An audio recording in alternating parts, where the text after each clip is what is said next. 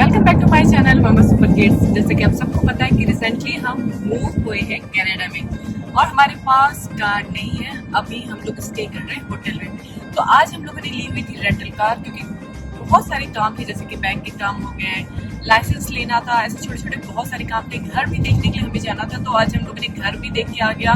Final अभी तक हम लोगों ने नहीं किया हुआ है, लेकिन बैंक के काम हो गया, लाइसेंस वाली जो काम होती है वो सारे काम हुआ। हमारा कुछ टाइम बच गया था, तो हमने प्लान किया कि क्यों ना अब कनाडा भी एक्सप्लोर कर लिया जाए। तो जिस प्लेस में हम रहते हैं, यानी कि यहाँ से कुछ किलोमीटर दूर, लगभग 70 किलोमीटर दूर है, एक ब्रैम्पटन नाम की जगह जिसे कहा जाता है मिनी पंजाब। और इस जगह पे आपको Punjabi food, Punjabi grocery item सब कुछ मिल जाएंगे। तो हमारा प्लान है कि आज हम चलते हैं ब्रैम्पटन और हम भी इंजॉय करते हैं वहाँ का फेमस और बहुत ही बड़ा मार्केट कहा जाता है इंडियन पंजाबी बाजार। तो हम वहाँ जा रहे हैं, तो चलिए आप भी हमारे साथ बने रहिए और इंजॉय करिए कनाडा का मिनी पंजाब। तो मॉर्निंग में मैंने बच्चों को बता दिया था कि आज हम जाने वाले हैं बाहर घूमने के लिए और ईट आउट करने वाले हैं। तो सुइयो को आप देख सकते हैं बहुत ही ज़्यादा एक्साइटेड है बाहर जाने के लिए। तो अर्ली मॉर्निंग की ब्रेकफास्ट तो हमारी हुई होटल में ही और यहाँ पे हम इंजॉय कर रहे हैं सुइयो का फेवरेट वॉफल, और सुदीक्षा अपना इंजॉय कर रही है ब्रेड एंड टोस्ट, साथ में सीरियल्स। तो जल्दी जल्दी से हम अपने ब्रेकफास्ट को फिनिश करते हैं और निकलते हैं हमारे थोड़े से काम करने के लिए। उसके बाद हम निकलेंगे घूमने के लिए। तो गाइस, हम लोग पहुंच चुके हैं ऑलमोस्ट ब्रैम्पटन, जिसे कहा जाता है कनाडा का मिनी पंजाब।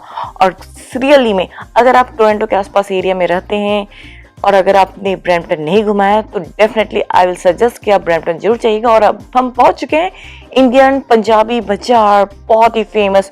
और इस एरिया में आप देखेंगे सारे इंडियन रेस्टोरेंट, जो भी फूड अवेलेबल है पूरे इंडियन फूड है। कुछ देर के लिए तो गाइस मैं भी भूल चुकी थी कि मैं अभी इंडिया से बाहर किसी और कंट्री में हूँ।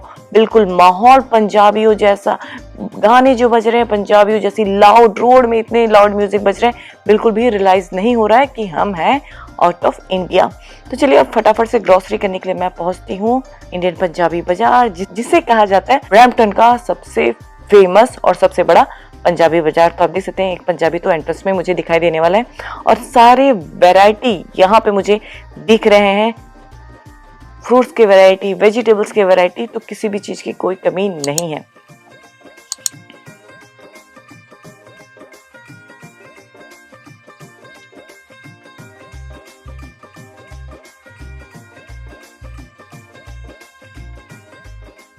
ये देखिए गाइस, छोटे छोटे से अमरूद यानी कि गुआवा,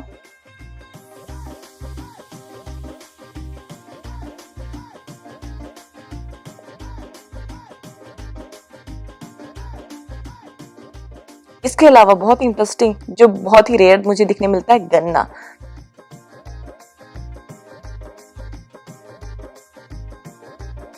शुगर केन का जूस नहीं मिल रहा है यहाँ पे, लेकिन यहाँ पे मुझे गन्ना दिख गया। इसके अलावा गुड़ की बहुत सारी वैरायटी मैं आपको आगे दिखाने वाली हूँ।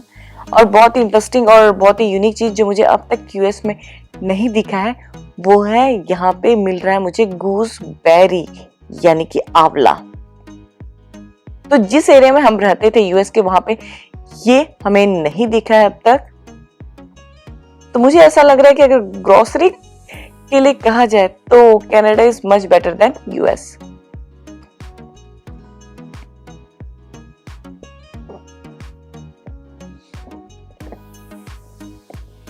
ऐसा नहीं है कि यूएस में भी हमें कोई चीजें नहीं मिलती थी, मोस्टली हर चीजें मिल जाती थी, लेकिन उससे थोड़ी सी ज्यादा वैरायटी मुझे यहाँ पे नजर आ रही है।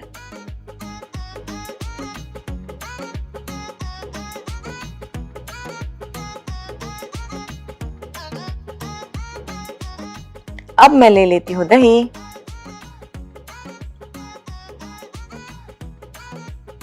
तो चलिए आगे बढ़ते हैं और देखते हैं कि यहाँ पे क्या क्या मिलने वाला है।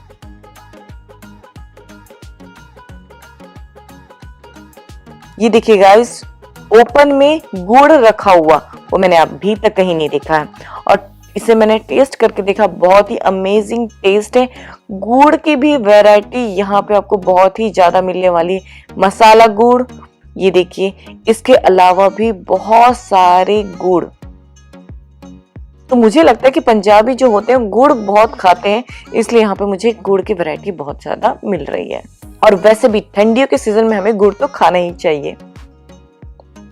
फ्रोजन आइटम भी बहुत सारे हैं और इस फ्रोजन आइटम में ये देखिए जो पंजाबी के जो पराठे होते हैं, मूली के पराठे, वो सारी चीजें भी हमें यहाँ पे इजिली मिल रहे हैं।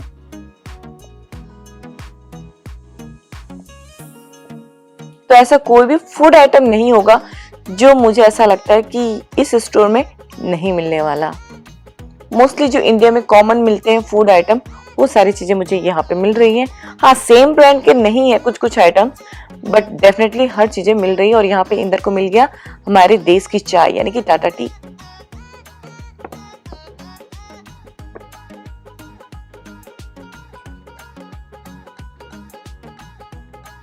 तो चलिए अब आगे बढ़ते हैं।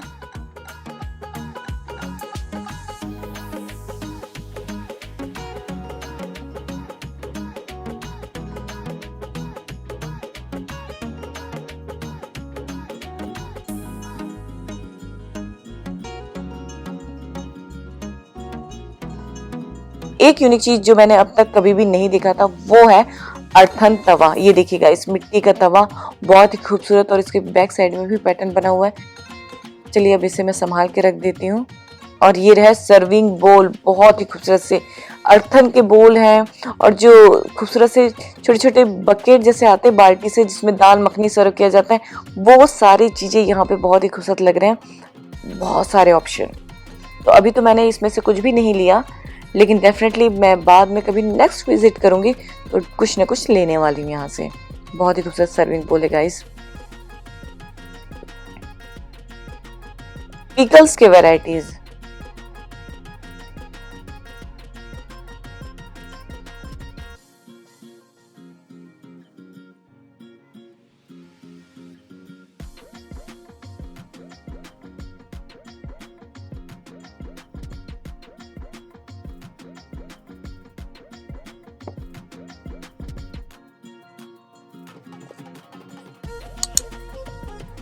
तो गाइस अगर आप इंडिया से आ रहे हैं, फर्स्ट टाइम कनाडा आ रहे हैं, तो ऐसा कुछ भी नहीं है कि आपको कनाडा में या फिर यूएस में कोई चीज़ नहीं मिलेगा। मोस्टली हर वो चीज़ें मिल जाती है जो कॉमन रहती है।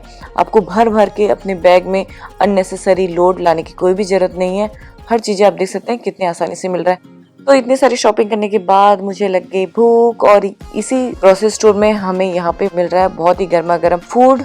और आप देख सकते हैं गाइस, फूड भी बहुत ही गर्म, बिल्कुल फ्रेश लग रहा है। तो चलिए हम भी अपने लिए पार्सल करवा लेते हैं।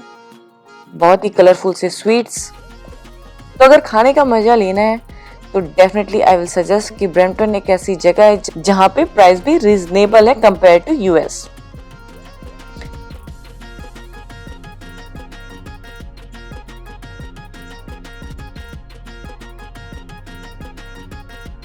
तो यहाँ पे मैंने अपने फूड को पैक करा लिया और अभी मैंने लिया हुआ है पनीर पराठा, आलू पराठा, साथ में छोले भटूरे, बहुत ही गर्मा गर्म। और कितना के बिल बना मैं वो आपको दिखाती हूँ। मैं बहुत ज़्यादा शॉक्ड हो गई थी। ये सारे आइटम मेरे पूरे बिल बने सिर्फ और सिर्फ $10 में, जो कि यूएस में बहुत ही इम्पॉसिबल था। वहाँ का स्टार्टिंग रेट ही जो नॉर्मल हम छोले भटूरे खाते हैं उसका $8 से $9 से ही स्टार्टिंग प्राइस होता है गाइस। अब तो उसके भी प्राइस बढ़ गए होंगे डेफिनेटली, लेकिन इतना महंगा होता था। और यहाँ पे हमने $10 में फूड हमने पैक करवा लिया है। तो बहुत ज़्यादा थक चुके हैं, अब बच्चे जा रहे हैं सोने के लिए बेड में।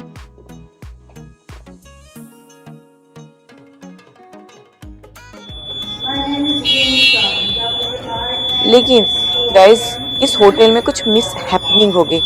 रात के 2 बजे यानी कि मिडनाइट को फायर अलार्म बजना चालू हो गया था, जिससे हम सब बहुत ज़्यादा डर गए थे कि हमने कहीं कुछ चीज़ यानी कि स्टोव तो ऑन करके नहीं रख दिया, किसी चीज़ से हमारे रूम पे, होटल के रूम पे आग तो नहीं लग गई, क्योंकि बहुत ज़ोरों से फायर अलार्म बज रहा था।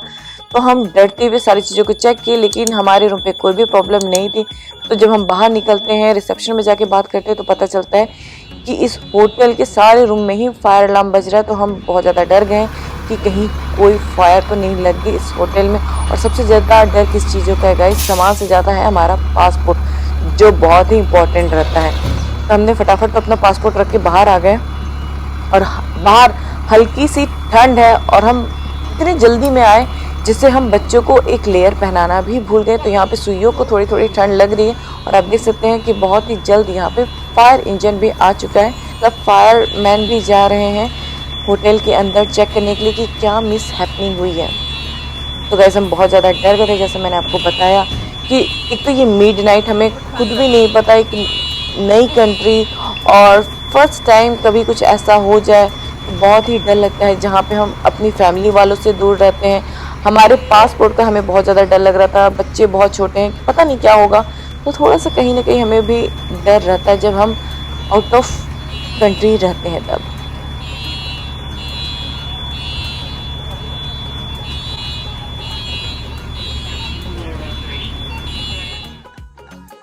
तो जब फायर इंजन आती है तो इनके साथ में एम्बुलेंस भी आ जाता है। तो अब तक हमें पता चला है कि कोई प्रॉब्लम नहीं हुई है, यानी कि कुछ मिस हैपनिंग नहीं हुई है, होटल में कहीं भी आग नहीं लगी हुई है, कोई टेक्निकल प्रॉब्लम के वजह से ये फायर अलार्म बज रहे थे। लेकिन डेफिनेटली हमारी नींद खराब हो चुकी है, हम बहुत ज़्यादा डर गए थे। जितने लोग भी इस होटल में स्टे कर रहे थे सब के सब बाहर आ चुके थे मिडनाइट को। तो चलिए अब हम चलते हैं अंदर, क्योंकि बाहर थोड़ी सी ठंड है। तो आप देख सकते हैं कि सुइयो कितना ज़्यादा डर गया, क्योंकि इसका जो फायर अलार्म का साउंड रहता है गाइस बहुत ज़्यादा इरिटेटिंग रहता है। अब हम सुइयो को एक लेयर पहना रहे हैं और बस अब सुइयो रेस्ट कर लेगा। तो अब मैं इसे सुला देती हूँ। होप सो गाइस आप लोगों को मेरी कनाडा की जर्नी अच्छी लग रही होगी। तो वीडियो अच्छी लगे तो प्लीज़ इसे लाइक शेयर करना ना भूलें। इसके अलावा मेरे चैनल पर नए हैं तो इसे जरूर सब्सक्राइब कर लीजिए, जिससे आपको मेरे नए वीडियो के अपडेट मिलते रहेंगे। तो चलिए मिलते हैं एक नए वीडियो के साथ में। Thank you, bye bye.